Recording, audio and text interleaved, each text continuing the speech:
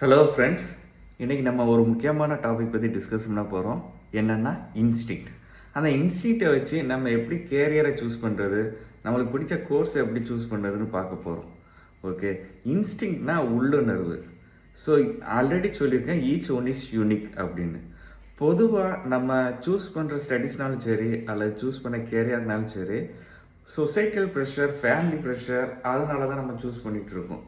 So அதனால தான் ரொம்ப ஆவரேஜாக ஷைன் பண்ணிகிட்ருக்கோம்.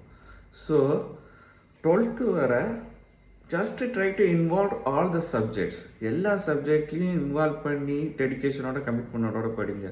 ஏன்னா ஒரு சப்ஜெக்ட் ஹையர் வேல்யூ, இன்னொரு சப்ஜெக்ட் லோயர் வேல்யூ அப்படின்னு எந்த சப்ஜெக்ட்டுமே கிடையாது. Each subject has its own value and importance. அதுக்கப்புறம் 12th முடிச்சுக்காமல் 2 or 3 days just stay away from family, society and everything. Sit in isolated places, maybe in ashrama or temple or church, whichever it may be. Just analyze.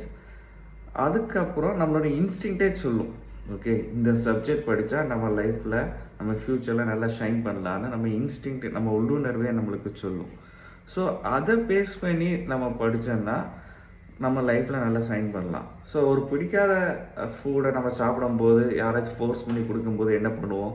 Vomit தான் பண்ணுவோம், ஒழுங்காக சாப்பிட மாட்டோம், தள்ளி வச்சுருவோம், குப்பையில் கொட்டிடுவோம்.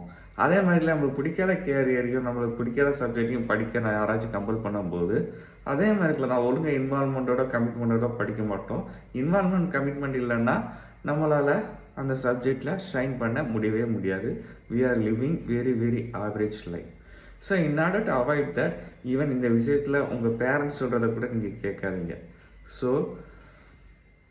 உங்கள் இன்ஸ்டியூட் என்ன சொல்கிறதோ அதை ஸ்பேஸ் பண்ணி உங்கள் ஸ்டடீஸையும் உங்கள் கேரியரும் செட் பண்ணுங்கள். ஸ்டீவ் ஜாப்ஸ் கூட அதான் சொல்லியிருப்பார், ட்ரஸ்ட் யுவர் இன்ஸ்டிங்க்ட்ஸ்.